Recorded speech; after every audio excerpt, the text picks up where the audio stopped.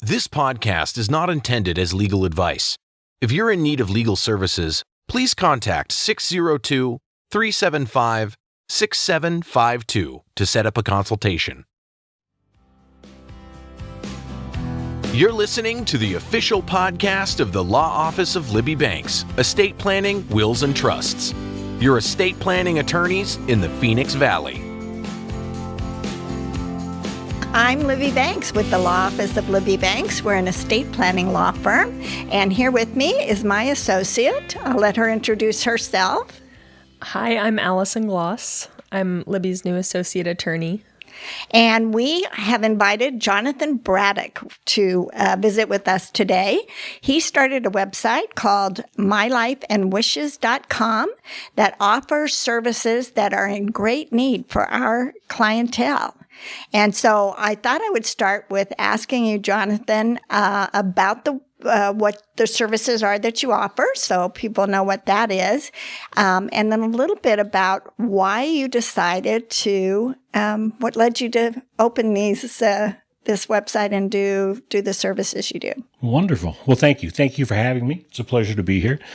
Yes, our website, which is mylifeandwishes.com. What it is a secure end-of-life planning and document storage solution, which is really designed to make things easier for those we love, aka our families, right?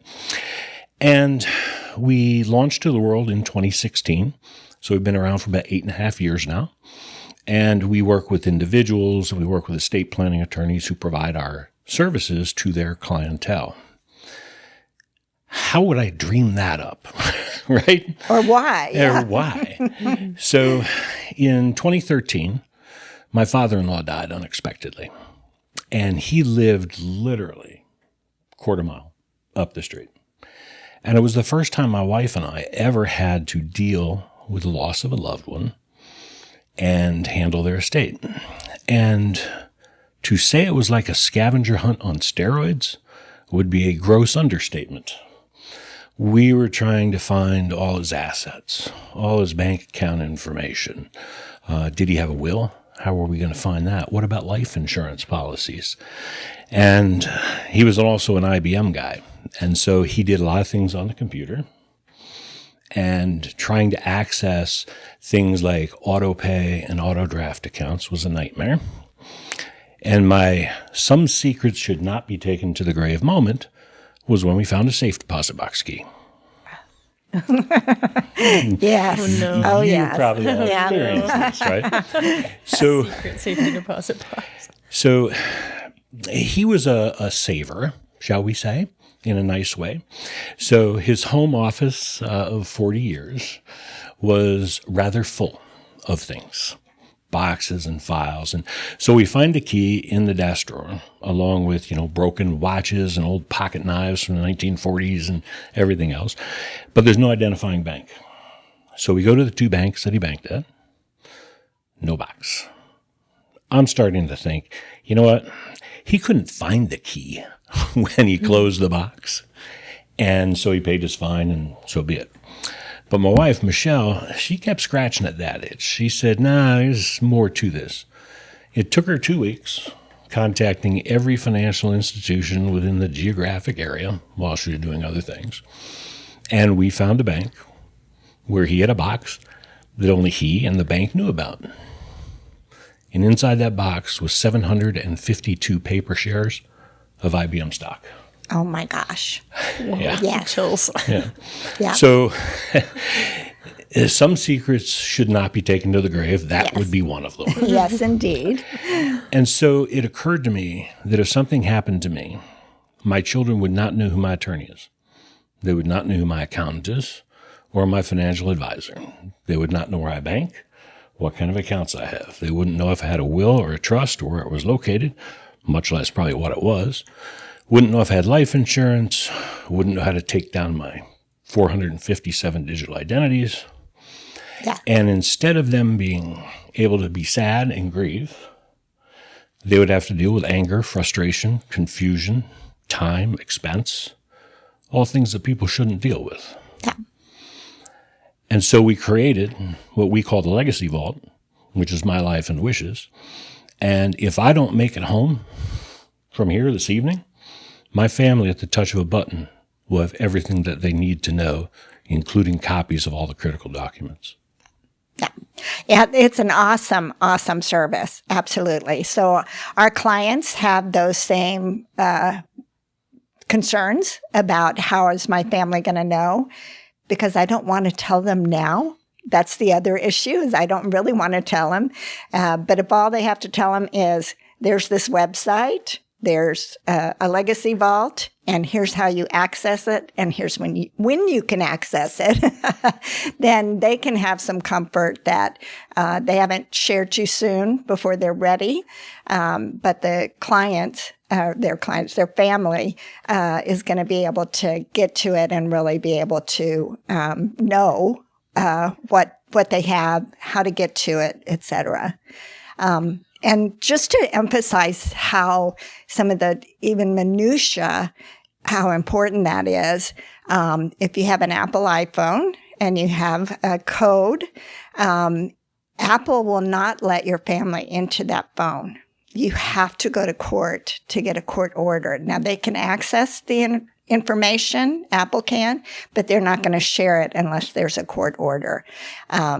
If you're tech savvy and you have a lot of things on your computer and you do that double secure where you two-factor authentication. Yeah, two-factor authentication. I couldn't think of the word for it. Thank you. You've got to have the phone as well. Yeah, to family be able needs to know if it's going to your phone or to your email. Right. And then if it's going to the phone, how do I unlock that phone? Yeah. Or what's the password to the email? Exactly. And it's interesting, you mentioned the access to family. One of the things that I kind of refer to as our secret sauce is we have what we would call authorized users. An authorized user would be that responsible adult child, a highly trusted sibling, maybe my attorney, something like that, who would have access to the information when they needed it. And I can add them as an authorized user, and I can toggle on and off what they can see within the platform. So if one of my children were an authorized user and I didn't want them to see any of the financial information or the documents at this time, I can leave those turned off. But the things they need to see are my end-of-life wishes, where certain things are located and what needs to be done right away. And then after I'm gone, we can get those sections unlocked. So what is that process like to toggle them on after you've passed away? At that point, we know that a person has been granted access because they're an authorized user. And so we'll simply require the proper notification, death certificates, and be able to unlock those sections. Gotcha. Now, what I do, it's a little easier. I have them all toggled on. If one of my kids, because people say, well, John, what happens if one of the kids, even though they're adults, they're still nosy, they're a little bit curious, right? Mm-hmm. What stops them from going in? And here's what stops them. If one of my children went to log into my account, they would get a pop-up, and it would say, hey, you're about ready to access your dad's account. He will be notified immediately. Mm. Do you wish to continue? I like it. And then there's the bailout button. Yep. Nope. And so I know my kids that if they know dad's going to know that they were looking, they're not going in. Yeah. Now, if they went in, I immediately get an email. Who accessed the account, time and date stamped, and the IP address it came from. So I can call my son or daughter and say, hey, I'm not dead. Why are you in the account? And then I always have the ability to go in and change their permissions. And toggle it back off. Yep, exactly. Absolutely. Exactly. Absolutely.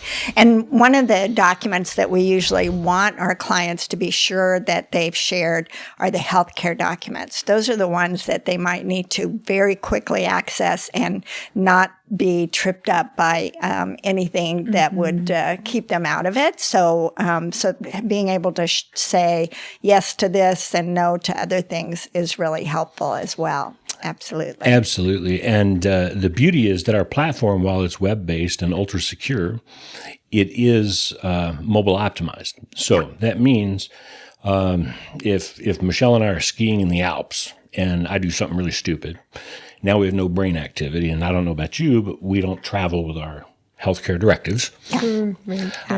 She could literally, from her cell phone, log into the account, go to John's Advanced Directive, touch it, it opens up, hit that forward button on the phone, and send it to whoever needs it right now. Wonderful. That's awesome. That's awesome. Yeah. We can carry a lot of things on our phone, but that's way easier because I don't need, to have that on my phone and taking up space at this point. Exactly. So a lot of our clients, even getting them in to do the estate planning can be hard because they think they have to have all of the answers. They've got to have everything together before they even get started.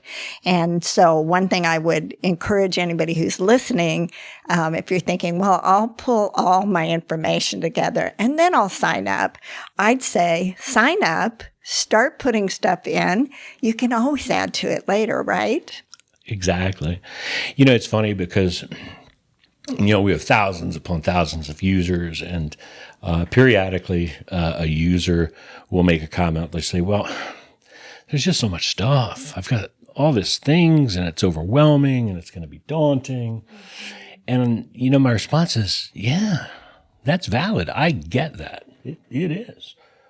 But if you don't do it, can you just imagine how overwhelming, time-consuming, and daunting that's going to be for your family? Because they don't know where it's at. So what I say is, look at it like a weight loss program. Okay? I can't go to the gym this evening and wake up tomorrow morning 20 pounds lighter. It's not going to happen. But if I go tonight, I go tomorrow, take a day off, maybe go the next day, and consistently do that and eat right over the next 8-10 weeks, I could wake up 8-10 weeks later with the desired results. Exactly. What I tell people is you're not going to sign up and be able to get all your stuff in there by tomorrow morning. But if we do a little bit today, a little bit tomorrow, and what I tell people is don't worry about uploading a document right now. Build a roadmap for family. Here's the critical pieces. Do you know you have life insurance? Yes. I have life insurance. It's with Prudential. Save. Family will find that. I bank at Arizona Bank and Trust. I have a checking, savings, money market, and a safe deposit box. Save. You don't have to put account numbers in there. We're building the roadmap. We're letting family know where it is. Do you have a trust? I do. Top shelf in the den at home. Estate plan attorney, Libby Banks. Save. And if something were to happen, because all that information is a roadmap to family so they don't have to come to my home office and start digging through all of my things, trying to piece my life back together. Yeah. I do have one client that could probably fill it in by the next day, but he is the rare exception. He had everything already ready to go by the time he came to see me with everything that anybody would need. He'd simplified and whatnot. The things that we all probably kind of need to do, but tend not to. But again, if you get started now, then if you're working with a new financial planner, you just add that in. If you open a new account, you decide, I've got a great CD opportunity over here that's got a high percentage. It's not going to get lost because as you're opening it, put in the information. I just think it. Again, just emphasizing start small and then you can grow it from there and make sure that you're adding things as needed. So. Oh, exactly. It's the old adage. How do you eat an elephant? One bite at a time. right? So start small with the process. So I'd encourage people to, take a look, check it out. These are the important things. I mean, at the end of the day, when someone says, why is it that I really want to do this stuff? And my answer is, what do you want the experience to be like for your family after you're gone? Yeah. We talk about the trust kind of as being your bucket where you're putting all your stuff in.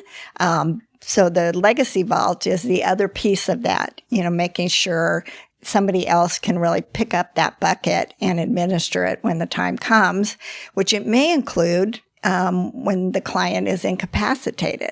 So if you've lost capacity, you want to make sure you're taken care of. The trust is a big part of that and the other documents we put together, but being able to access things, to know where you're banking, what are the auto drafts, where do I go to talk to the attorney and get the right documents that help me step into the trustee's shoes and run the business of my parents' estate while they're still here. That's such a big part of that as well, not just what happens when you pass away. Yeah, I had, and I use the expression now because he gave me permission, but one of our estate planning attorney partners down in the Southeast, he referred to our platform and says, wow, this is the missing piece to a complete estate plan. And I was like, wow, can I use that? He said yes, because he said up until the time he started using it, his purpose was we're going to make sure we preserve assets, we're going to transfer wealth, and we're going to keep family out of court. But the family still has all this other heavy lifting that they have to do in finding the things. And so adding that onto the back end, be it death or, as you say, incapacity. Incapacity might be worse than death, actually. Absolutely. So having family be able to know where everything is and what bills are due at what time of the month and where do they come out of, and absolutely becomes important. So another thing that I thought about when I was thinking about how we could utilize your vault for clients is also if they're working with a financial planner, that financial planner can be given access as well and to the parts that they want. So if they're working with this financial planner with only a piece or they want to share the estate planning documents, this can be a good portal for all of those potential relationships, making sure, the estate planner knows what you've got. The financial planner can look at things. So that's the professionals can utilize this as well with their clients. Yes, absolutely. Many of our clients will add their estate planning attorney or their wealth advisor, financial advisor as authorized users. Then they don't give them access to see or do anything. But then when I come to you and we review my estate plan next year, and now we've made some changes and we have a new certificate of trust, I can go in, toggle you in, and then when you've got that prepared, you can simply upload that in to the platform for me. And now I have that updated copy, and then I can turn the access off until you need it again. Same for the financial advisor. And everyone kind of is on the same page. Right. I've had some people say to me, it's like, John, why can't I just do all this in Dropbox or save it on my Google Drive? And my answer is, you could, but you have to know what to do. Yeah. Whereas our application guides you step by step. It asks you the questions. It thinks of all the things that you're not thinking of when you put those things together. Then it's very hard to give someone access through something like a Dropbox, et cetera, only when the time comes, right? It's either I'm granting you permission now or I'm not, right. And I'm going to have to leave instructions for that. So it's more intuitive. And then the other thing is a lot of people say, well, I keep everything on a spreadsheet on my laptop. It's like, okay. Who knows how to access your laptop? Have you ever had a hard drive fail? Because I have. Maybe you back it up on a flash drive. Well, flash drives get lost. They're so small. They fail. And now I don't know any of our iOS users out there who utilize a MacBook or a MacBook Air. There is not a USB port on that thing. We have to buy that little dongle that costs $20 in order to put a flash drive in it. Yeah. So Yeah, that's crazy. Yeah. So that makes me think of another digital asset that is becoming more and more prevalent, and that is cryptocurrency and the information about the wallet and making sure that people know that you have crypto, because it doesn't appear in a statement that you get every month or get emailed. And you've got to have those codes or it's lost. Exactly. So do you have clients that have crypto? Are you aware of how they're utilizing it? We do. And yeah, there will be no paper trail of your crypto. So yeah, what we have people do is in the investments section, they can list out their crypto. As you indicated, it's critically important that you list the wallet that it's stored in, and then the 34-digit encryption keys and things where you can list those out so that family can find them and access them. Right. Absolutely. Yeah. And we're finding, it's hard to plan for crypto for that reason, that you've got to have this information, and, we don't want to include it in the estate planning document that we want you to keep on your shelf so somebody can find it. I don't want to keep it. Thank you. I don't need that liability. So again, that's, particularly for clients who had that kind of sensitive but really key information, being able to have that secure vault is critical for them as well. Indeed. And, and to that point too, the reason why the cloud-based solution is better and safer is a couple. I have some friends, they don't use my platform because they're very not tech savvy, but they've done a lot of things that I've suggested to them, and they have what they call their death book. And I said, well, here's the thing about your death book. Okay. You might have everything listed in there, but it's, can be exposed to eyes that shouldn't see it. I mean, drunk Uncle Charlie could be over on Thanksgiving, right, and go into your office and snoop around. The other thing is that's hard to keep up to date. You think of something, it's like, oh, I got to remember to do that when I get home. You jot it on a sticky note, and then you got to dig it out. You got to erase what you wrote and put new stuff in versus, I can make a change right now on my phone and keep things up to date. The other thing is, recent natural disasters with Helene and Milton, and people losing everything in its physical format due to hurricanes and tornadoes and wildfires, because most people don't have a safe deposit box where they keep the stuff. And even if they have a fireproof box, that might end up 3 counties away and never find it again. And so having a digitized copy of all these important things in your life will certainly make a rebuilding process easier. God forbid it happens, to you. Yeah, absolutely. So right now, all of our Social Security numbers are apparently out there in the cloud somewhere. There's so much insecurity in terms of what is my stuff safe?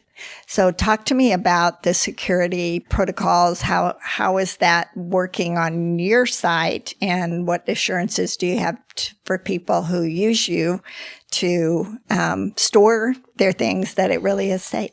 Great question. Yes, so we don't have our own servers. Everything is stored with Microsoft Azure in the cloud with all their multiple backup redundancies and safety systems. We are AES 256, which is military-grade encryption. And what makes us even, I think, more secure than the bank information is that we're a zero-knowledge company. That means no one at our company can see anything that anyone has stored in their platform. Whereas my banker who says, well, we use AES 256, I said, yeah, but you can see what's in my account. Right? Yeah. So no one else can see it. We do strongly encourage everyone to use two-factor authentication on it. In 8.5 years, we have never had any kind of an incident. And so, in all likelihood, the only way someone's going to access your account is if you've given them your password and you don't have multi-factor authentication established. Absolutely. Absolutely. Well, I wanted to talk about your book as well. So click here. Click here when I die. Make things easier for those you love. So really an excellent book. A short read. Really great advice. Talk to me about the experience of writing the book and maybe some of the tips that are in here that you'd like to share with our audience. Yeah, absolutely. So the funniest part is that after I wrote the book and I sent a copy to my mother, she was like, "My gosh, I didn't even know you knew how to read." Because you'd never read as a child. Right? And I hadn't told her that I was writing a book. But someone once told me that everyone has a book in them. You just need the right way to get it out.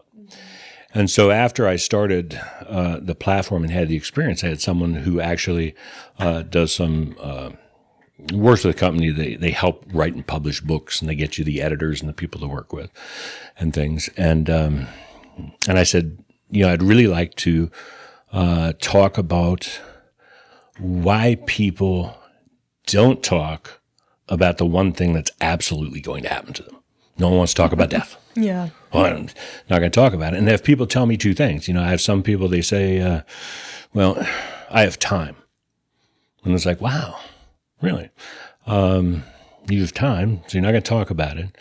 But I don't have that crystal ball. I don't know when my last day will be here, so I really don't have time because it's not like taxes, right?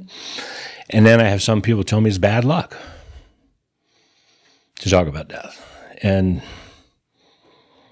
pardon the analogy, but I say, we talk about sex all the time, but that doesn't make us pregnant. If we talk about death, I'm quite sure it's not going to make us dead. Right. Right? And as near as I can figure, people have been on this planet for about 300,000 years. And the odds, I think, are still pretty close to 1 out of 1 of us will die. So I'm not going to be the first. And at least talking about it and having people understand, simple things like, do you want to be buried or cremated? Because a friend of mine, Nick, said, "Hey, John, you know what? I really wish I'd known Mom wanted to be cremated before I buried her." That's a true story. 2 months after she died, he's packing up her house, finds a journal. I'm saying, I think I'd like to be cremated. He's like, "Really, Mom? We couldn't have talked about this." So the book is, it is not a Debbie Downer. It is my irreverent sense of humor on a pretty important topic. Absolutely. Absolutely. We've all had that experience of, it happened when my dad had a heart attack. I was working for a big firm. I had a court hearing the next day. Normally I would come in at 6 a.m., have everything ready, and then head over to the courthouse. But for some reason, that night before, I prepared everything, had it laying out on the desk. So when I got the call at midnight, I called the managing partner and said, "It's all ready for you. I'm heading out to go be with my dad." And I think that's where it comes from, is that feeling of, if I get ready for it, it's going to happen. Yeah. So, yeah, absolutely. Yeah. But it won't. I actually have not ever had that happen with a client. Unless they already had a diagnosis. Most of them are still living. So just get on the program and get this taken care of. Absolutely. Oh, gosh. Yeah. It's, after I had sent a copy of the book to my mother after I had it published, she read it, and then she told me this story. So she gave it to her neighbor, good friend of theirs, who's the same age, and said, and I can't remember her name, but we'll just call her Judy for the sake of argument. She said, "Judy, you need to read this book." And Judy read the book. She immediately went to Frank, her husband, because it's a quick read, because my attention span's short, so it's a short book. She went and she tossed it at her husband and said, "You read this and you do this now," because he's scheduled for surgery, open heart surgery, like a couple of days later. And the thing is, they were from a generation where he took care of everything. She didn't know where anything was. And so it's not so much that way today. But I know in many relationships, I mean, I don't know when our bills are due. what we owe. I don't do any of that. Michelle does all that stuff for me. So, if someone goes, someone's going to be lost. Right. Yeah, very possible. A lot of our clients are in the same boat.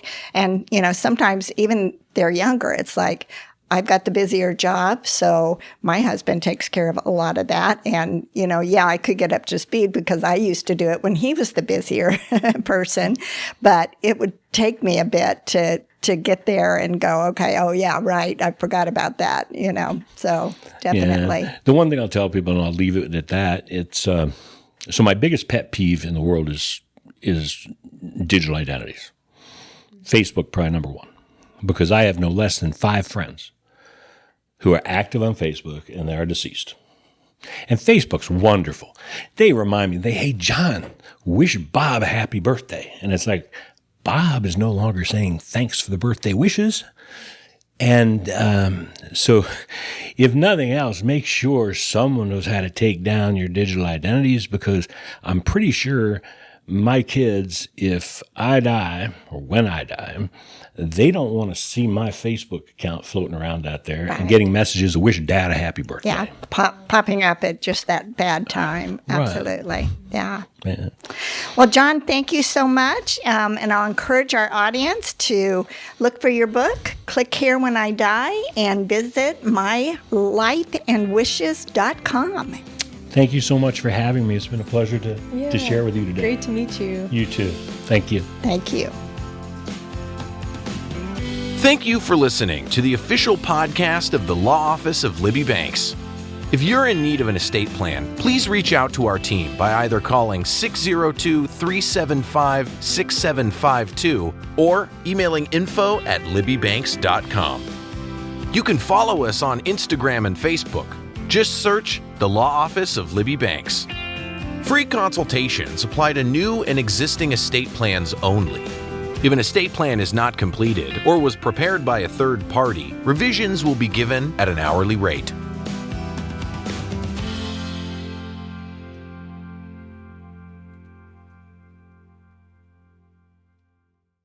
This has been a T-Door production.